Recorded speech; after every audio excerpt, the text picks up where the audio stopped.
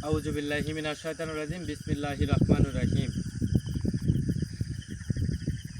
সকল প্রশংসা মহান আল্লাহ তাআলার, যিনি আমাদের সৃষ্টি করেছেন, যিনি আমাদের পালনকর্তা, যিনি আমাদের রব। সেই রবের দরবারে শুকরিয়া জ্ঞাপন করছি, আলহামদুলিল্লাহ।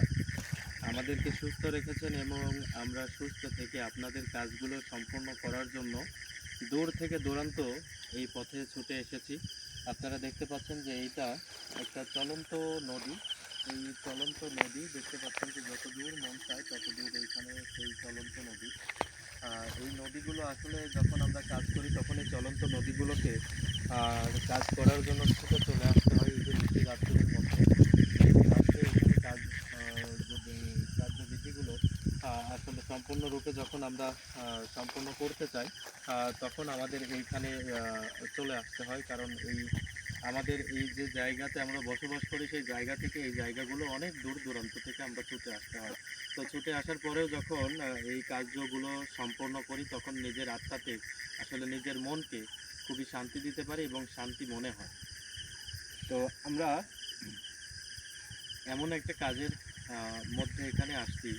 এই কাজটি হচ্ছে যে আপনারা দেখতে পাচ্ছেন এটা একটা কলার পাতা।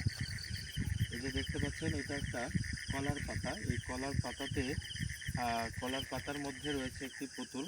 এই পুতুলের যে কার্যবিধিটি, সেই কার্যবিধিটি হলো যে একটা মেয়েকে মানে এমন একটা অবস্থা করে রাখছে যে হাজব্যান্ডের সঙ্গে সে যেন কখনো বসবাস করতে না পারে, বা সে যেন শারীরিক মেলামেশা করতে না পারে, তাকে যেন দেখতে না পারে, এবং তার যে মানে নিজের উরসজাত সন্তানাদি রয়েছে, ছেলে সন্তান রয়েছে, মেয়ে সন্তান রয়েছে, এই সন্তানকেও সে চিনতে পারতেছে না। এখন এই সন্তানকেও সে চিনতে পারতেছে না।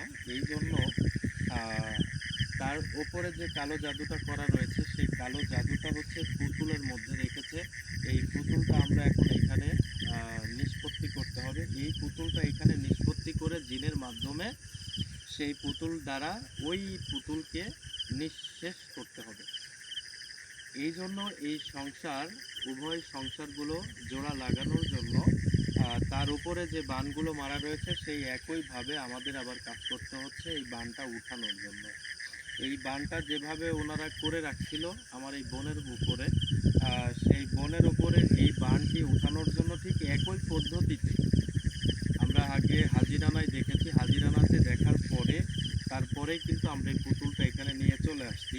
নিয়ে চলে আসার পরে আমরা যে স্থানে যাই গিয়ে এইটা রাখবো, আসলে দেখেন এখানে এদিকে আসলে অনেক প্রচুর পরিমাণে পটপানা এখানে দেখতে পাচ্ছেন, এই যে ফুল ফুটে গেছে পটপানা। তো আমরা দেখি একটু ভালো একটু জায়গা খুঁজি, তারপরে ইনশাআল্লাহ আমরা এগুলো সম্পন্ন করবো।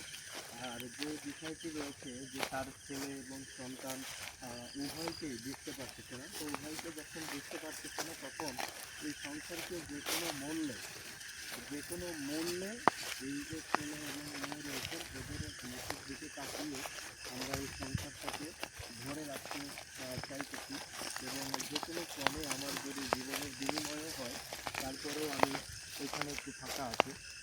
তো আমি চাচ্ছি যে এই আমার জীবনের যদি বিনিময় হয়ে থাকে তারপরে ওই সংসারটা আমি রেখে দেব।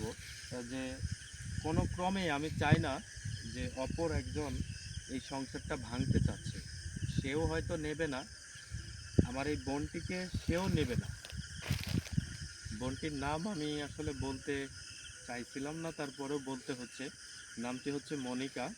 তো এনাকে এমন একটা কাজ করছে, এই কাজের উপরে সে এখন তার ছেলে সন্তান সহ তার স্বামীকে পর্যন্ত দেখতে পারতেছে না। এমনতো অবস্থায় এই যেন দেখতে পারে তার সংসারটা যেন সচল থাকে, সে কখনোই যেন স্বামীর সংসার থেকে দূরবর্তীতে না চলে যায়। এই জন্য আমি এই কাজটা করতেছি, যেন তার সংসারটা আমার ওছিলাতে, মহান আল্লাহ তাআলার ইচ্ছায় এবং আমার ওছিলায় যেন এই সংসারটা সচল থাকে এবং সে যেন তার পরিবারকে নিয়ে সুখে থাকে। এই জন্য তার এই কাজটি করতেছি। সবাই আমার জন্য দোয়া করবেন যেন এই কাজটি আমি সম্পূর্ণরূপে সহি সালামতে এই কাজটি করতে পারি।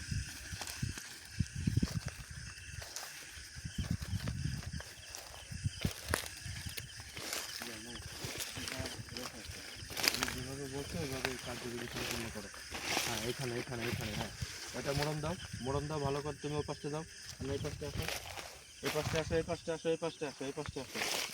হ্যাঁ হ্যাঁ তুমি রাখো, ওইটা রাখো। হ্যাঁ যেভাবে বলছি, হ্যাঁ হ্যাঁ হ্যাঁ হ্যাঁ হ্যাঁ হ্যাঁ ঠিক আছে, রাখো।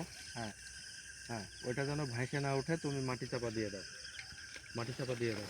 আপনারা দেখতে পাচ্ছেন যে আমি আসলে এই সাদা পোশাক নিয়ে নামতে পারতেছি না, কারণ এখানে ময়লা ধরে যাবে।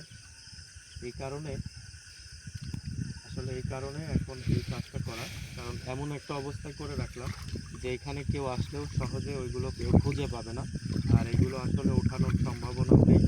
আর এই যে পানির মধ্যে দিলাম, এই চলন্ত নদীতে এটা ফেলতে হয়, চলন্ত নদীতে ওইটা ফেলা আছে। আর এই চলন্ত নদীতে ফেলার কারণটা হচ্ছে, এটা আপনাকে বলেছি যে যে পদ্ধতিতে যেটা করা আছে সেই পদ্ধতিতে এটা উঠানো লাগবে এই কাজগুলো। তো আমরা এইদিকে অগ্রসর হলাম, যে আমরা কাজটি আসলে করলাম, সেই কাজটি এইভাবে করা ছিল এবং সেই কাজটি আমরা সম্পূর্ণ করলাম ইনশাল্লাহ। আমরা মনে করতেছি যে তার যে স্ত্রী রয়েছেন মনিকা, এই মনিকা বেগম এখন তার স্বামীকে সম্পূর্ণরূপে শুধু 3টা দিন 3টা যজ্ঞ করতে হবে। যজ্ঞর পরে তার যে সংসার রয়েছেন, সে আগের মতো ভালোবাসা দেবেন স্বামীকে, আগের মতো ছেলে সন্তানগুলোকেও যত্ন নেবেন। এখন যে পরিস্থিতি রয়েছে সেই পরিস্থিতি ইনশাল্লাহ মুক্ত হয়ে যাবেন, এবং মুক্ত হয়ে গেলেন অবিকল আজকে থেকে। আর 3টা দিন সময় আছে, এই 3টা দিনের 3টা কাজ আছে, 3টা কাজ অবশ্যই আপনারা কিভাবে করি সেটাও আপনারা জানেন। তো এই হলো আজকের পরিবেশ এবং পরিস্থিতি ছিল, যে আমরা সংসারটা খুবই কঠিন অবস্থাতে আমরা এগুলো সম্পূর্ণ করলাম। তো সবাই আমার জন্য দোয়া করবেন ইনশাল্লাহ, আমি যেন এমন কাজগুলো করে আপনাদের পাশে থাকতে পারি। সবাই আমার জন্য দোয়া করবেন, আমি সবার জন্য দোয়া করি ইনশাল্লাহ। সবাই ভালো থাকবেন। আসসালামু আলাইকুম ওয়া রাহমাতুল্লাহি ওয়া বারাকাতুহু।